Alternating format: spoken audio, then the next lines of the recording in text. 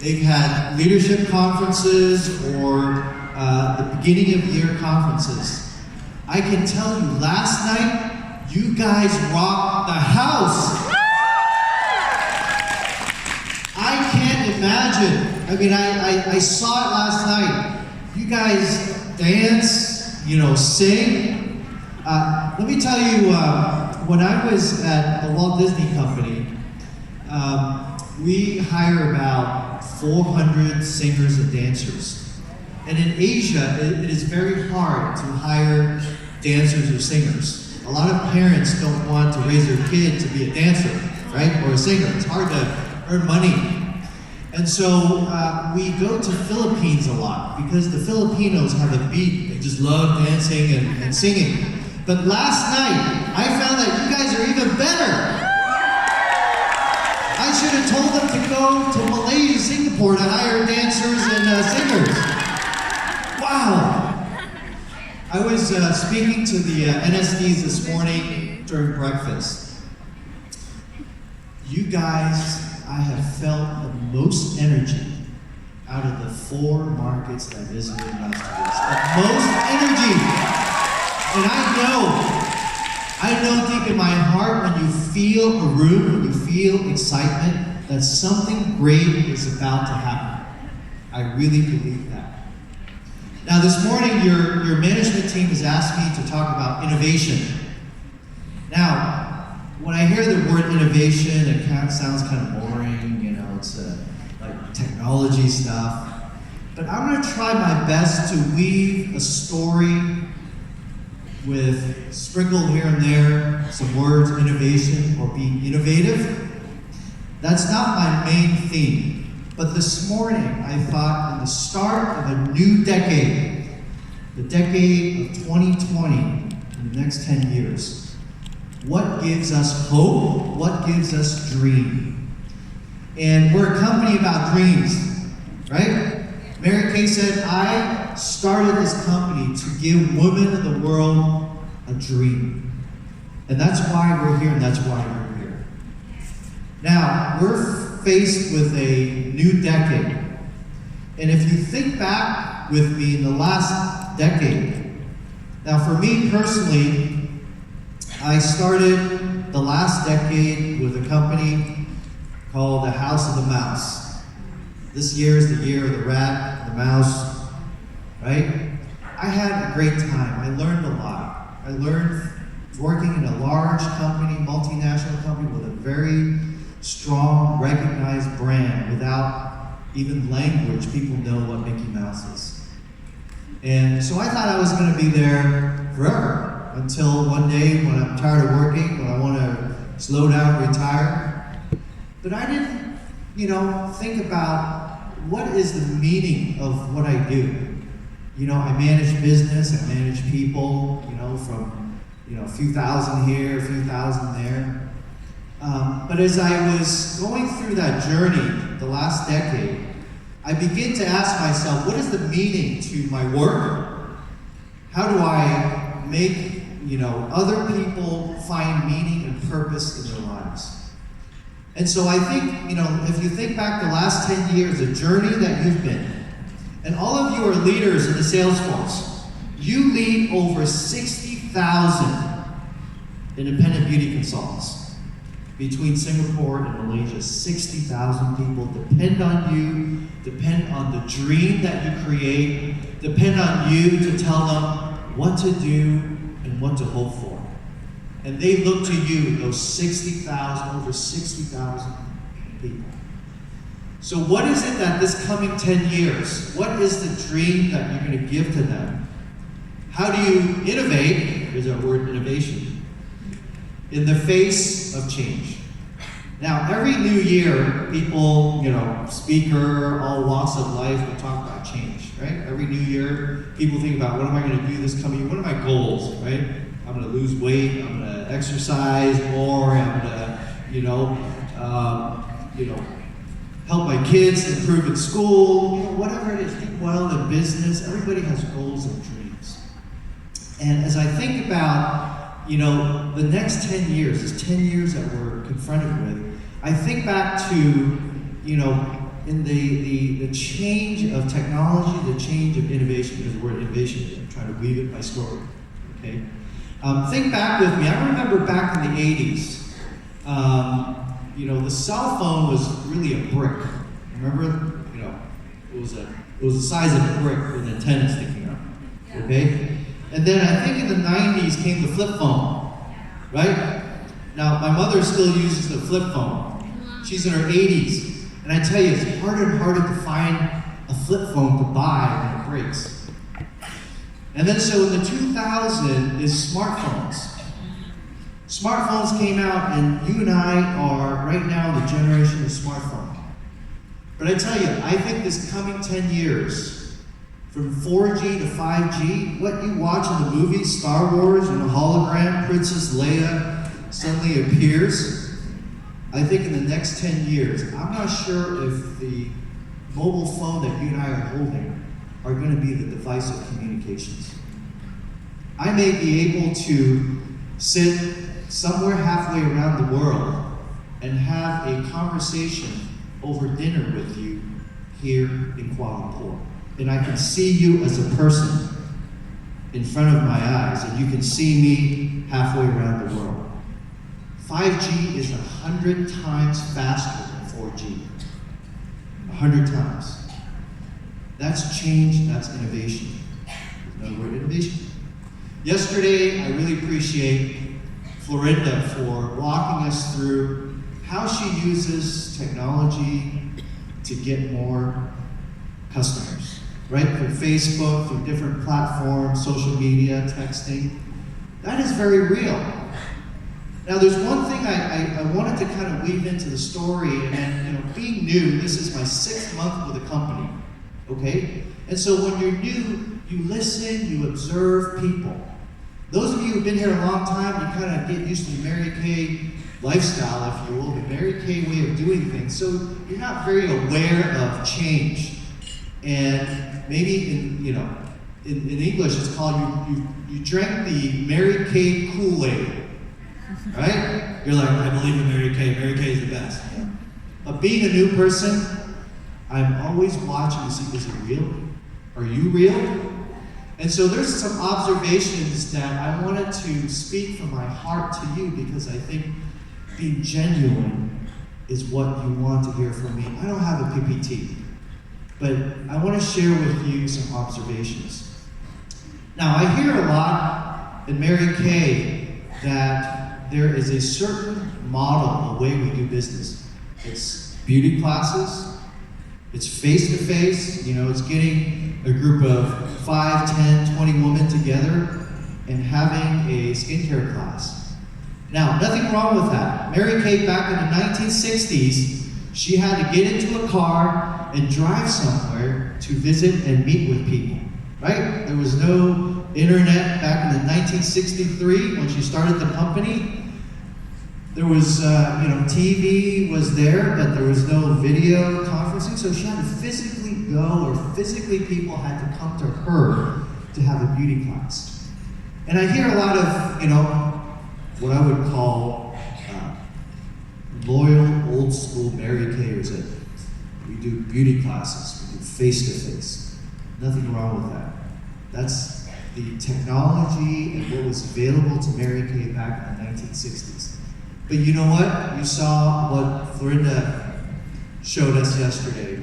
There's social media, right? How many of you in your 20s, I wouldn't even, if I had to sit through 2 hours to listen to one person speak, I think you would all fall asleep right now, soon, right? So how do you use video?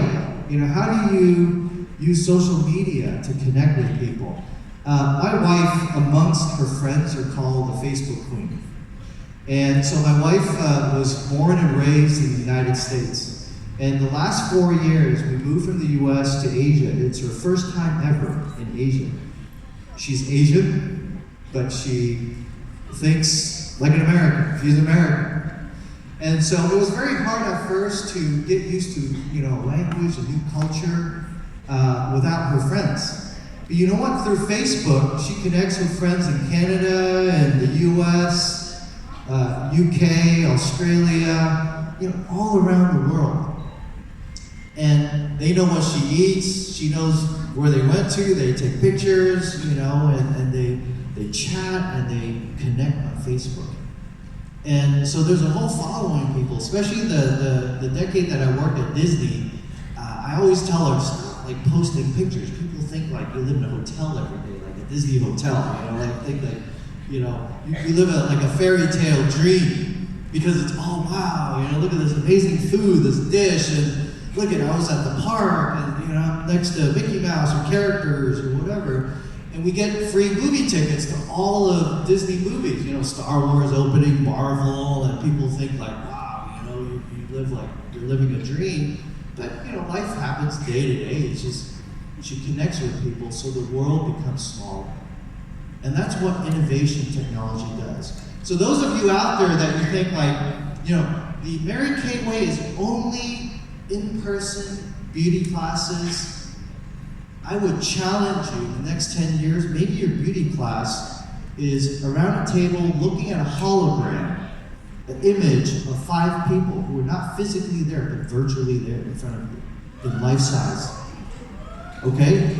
And I think if Mary Kay was here today, she would use whatever technology is available to do her business. And there's nothing wrong with that. Right? Am I right? I mean, those of you, I remember going to Hangzhou, the DIM, and I was sitting in the back. I was watching a lot of you guys taking videos of the speakers, right? And you were live streaming. And let me tell you what the internet has done.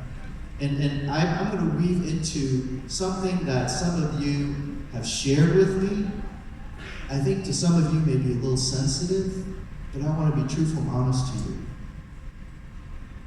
This group is the few markets that we combine Malaysia and Singapore, 2 countries into one. Okay?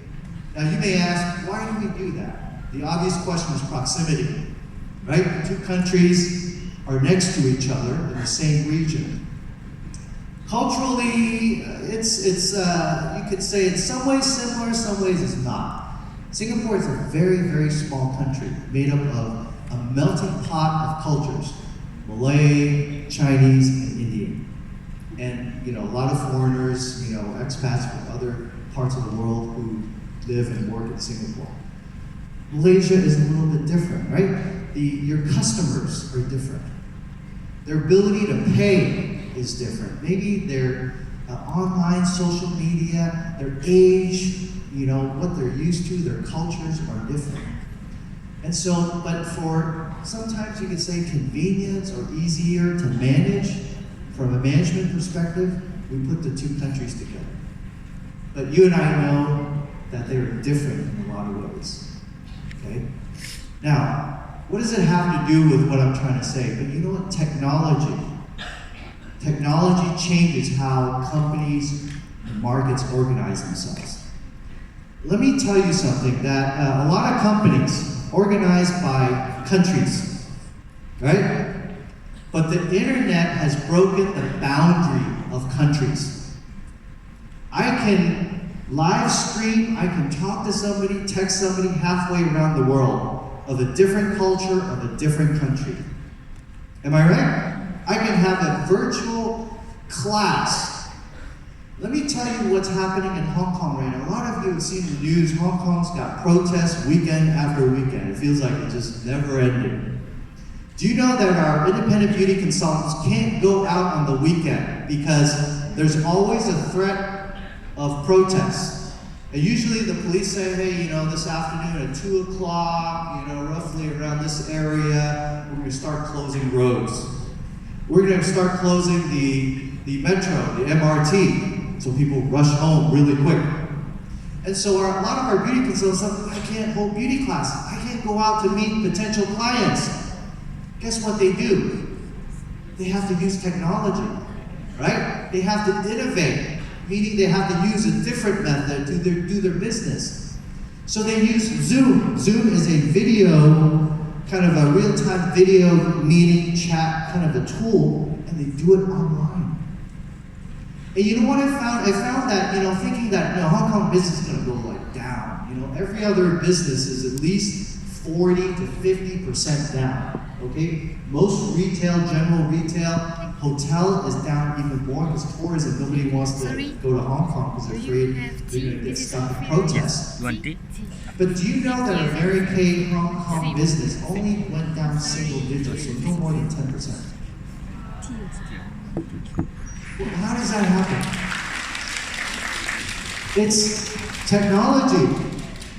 Technology, but also them believing in Mary Kay dream and having grit, G-R-I-T, meaning toughness, to do the best they can. When tough things happen, people will band together.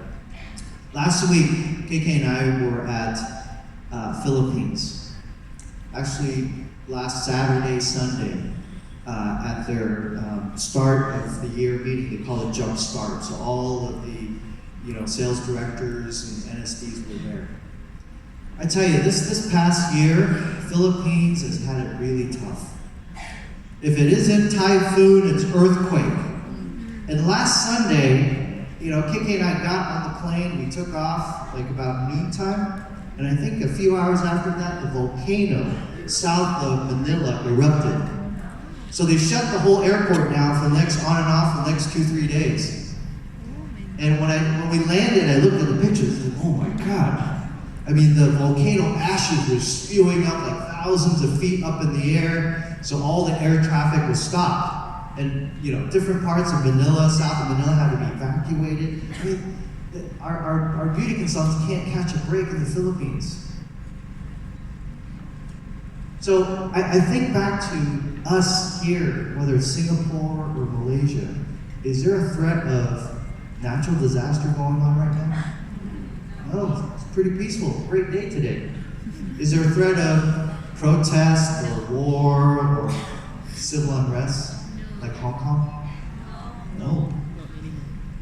So why are our sisters in other parts of our Mary Kay world able to do what they do, is using technology, being innovative, using the best method they know how? So I challenge you today, what you learned yesterday, in terms of different techniques, try that, hone that. I guarantee you this coming decade, I don't even know if the cell phone is going to be what it is. There's going to be another tool that somebody is working on right now that will vastly improve communications. And you need to stay ahead of that. You need to not be skeptical, not be afraid of tools.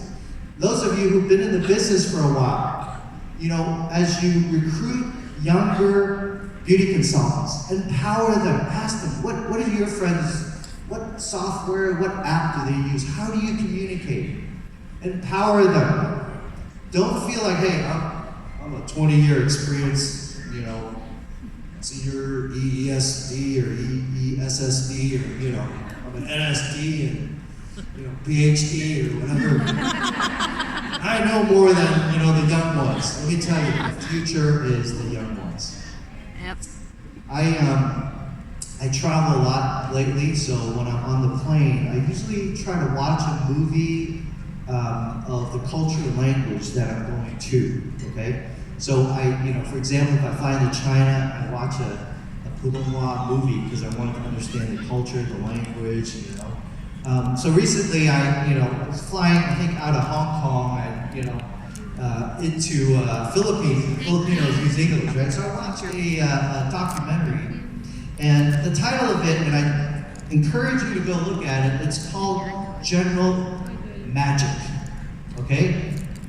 I was flipping through the movie, saying, what is that? Like, no description, nothing interesting. It's General Magic. So I clicked on it, and it was only an hour, so it had plenty, enough time because it's a short plane ride. But I loved it because it was a story about a small company in Silicon Valley in the US, in California, that was started by the Apple company, Apple Computer, back in 1991. It was a top secret little company, and they were working on the next generation of computers. Now, back in the 1990s, Apple IIe, I don't know if you guys remember this big old box, right? The monitor with the disk drive, the printer just came out, so you had to hook up a big old printer, got a big old brick of a Apple IIe monitor with a computer, and then the fax machine came out. So it's like 3 big chunks of plastic, and that was the time in which, you know, the computer age was born, if you will.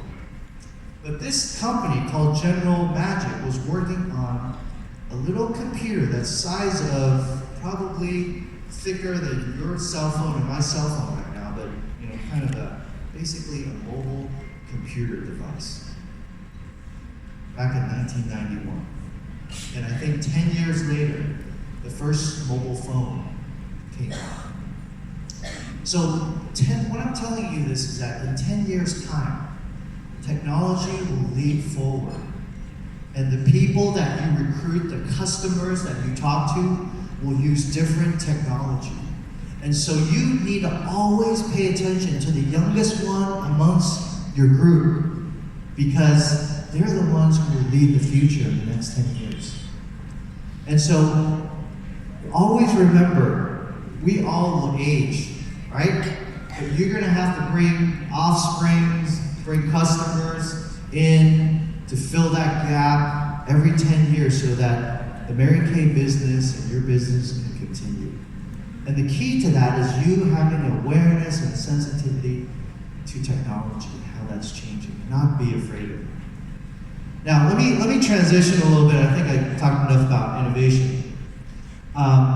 Because I want to get at the heart and the core of the business and who we are. Now, I have a dream for you, okay? Earlier I talked about we are 2 markets combined into one, Singapore and Malaysia. Now, lately my team and the region team and also the local, Malaysia Singapore team has been studying how do we grow this market, your market, both Singapore and Malaysia. Now, I can tell you that when we looked at the business, we looked at what was Hong Kong like. Hong Kong has 20 years of operating experience, Singapore is 10, right?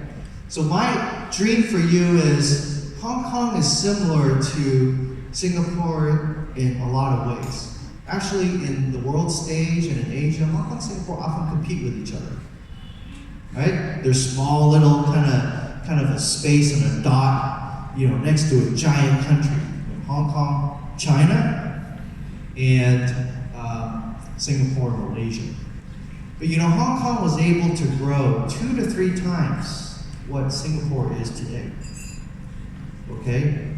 So my dream, Singapore, I need you to grow 2 to 3 times. Say, oh, Sam, that's crazy. So how do I sell 2 to 3 times more what I sell today? Right? Hey, nobody said a dream was easy. But I saw Hong Kong able to do that. So I want to see NSDs come out of Singapore. Yeah! Flo's gonna do it, right?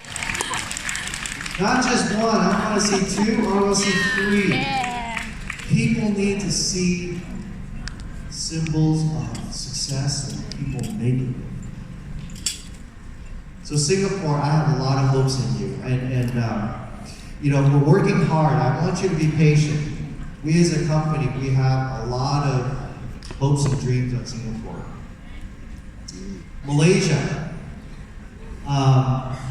you guys can not just grow within the current market, but let me tell you paint a picture of the future of Malaysia and Singapore. Okay, this region that you live in right now, that we are in right now, there's at least a population of over 500 million people in this region that do not have the opportunities of Mary Kay. 500 million at least.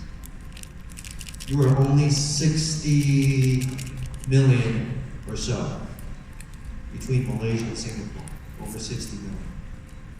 there's 500 million people. Those of you who are Malays, who are Muslim, you have a unique opportunity to reach out to other Muslims in this part of the world. And one day we will go there.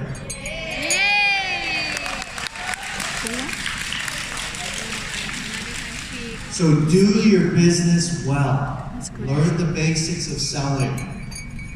Learn technology. Because one day we may enter a new market without using the traditional way that we've been doing things, but using technology. Because the world is changing. So I wanted to paint that dream for you that Singapore, Malaysia could be a launching base for future new business for Mary Kay in the ASEAN region. Do you understand that dream? Do you understand that dream? It may take us a few years to get there, but that is my hope, and that is my commitment to you, that we will find a way in the coming year or two to figure out how to do that, to plan it. So today, I need your patience. I need your persistence in doing your business, to learn to recruit the best people you can, the smartest, the brightest, the hardest working ones, the ones who are open to change, open to trying new things. And then I want to talk to the management team for a second. Usually we don't do that a lot in front of, the sales force. But I think we are one team, aren't we? Yeah. The sales force and the management team need to partner together, work together. I can't have two different teams separate and I give two different messages. So I want all of you to hear. So I want the management team to remember not to forget about Singapore. I understand that Malaysia is a very big market, right? We have products and we have to cater to the majority, the customers that our IBCs reach. But don't underestimate the power of Singapore. And it's just my honest heart to you, kind of suggestion and admonishment. And so today I wanted to say that to you because I think this place has a lot of potential and power. 500 million people are waiting for us to go into. And finally, I want to close with something that really touched my heart because a few weeks ago I was in Taiwan, their leadership conference, and one of our folks, we had her offspring, Acha, traveled to Taiwan. I think Acha is your first time in Taiwan, right? Yeah. And for an hour and a half, she shared her story, the full version than what you heard yesterday. And let me tell you, there wasn't a person in the room that wasn't crying. And so I told Acha, I told her yesterday, and I told her, every time when I see you, I'm going to keep reminding you that you have a special and powerful story to tell. Don't ever forget that. And when you become successful like you are now, and even more successful, and people clap their hands and say, hey, congratulations, wow, that's a great story, never forget where you came from. Don't just focus on being the next youngest NSD. That will come. Focus on helping people create their dreams from poverty, from lack of opportunity, to growing into being somebody. Rabia is like, no. She needs to focus on being NSD. She's worried. But I love the story of Acha. I need all of you to create more stories of Acha. Can you do that? I'm telling you, I live in Hong Kong. I'm not there a lot, but when I go back, I don't know if you've been to Hong Kong. Every Sunday, there are thousands of domestic helpers sitting on the streets, okay? They bring their own cardboard. I share this with the Philippines team because In Hong Kong, there are about 400,000 foreign domestic workers in Hong Kong that work in Hong Kong. Half of them are Filipinos, and roughly the other half are Indonesians. And every Sunday is their only day off. And because Hong Kong is small, they don't really stay home and, whoever the family they work for, they go out to the streets. And they line the sidewalk with cardboard paper. And they sit on the floor and they talk and they eat. And everywhere you see in the city is flooded with domestic workers underneath, bridges and wherever little corner that you can find on sidewalks and streets. And my heart breaks. Do you know why? Because a lot of those ladies have kids at home. They left their husbands to go to a foreign country to earn some money to send back home. I need you to have that mission, that mindset. How can I help these women that they can stay home in their country, raise their kids, love their husband? Do you understand what I'm saying? The opportunity that you give people, it's hope. It's not just selling them cosmetics, it's changing their lives because your life has been changed.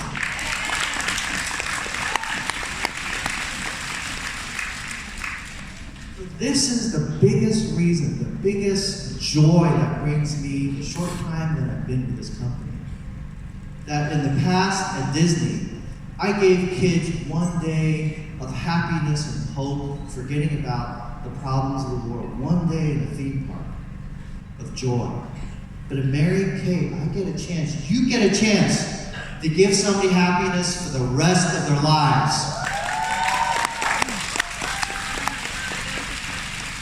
And so, that is the message I want you to go away today remembering for the rest of the year, for the rest of the decade, that you work hard with all your might, with all the mind that Allah, God gave you to enrich, to change another woman's life.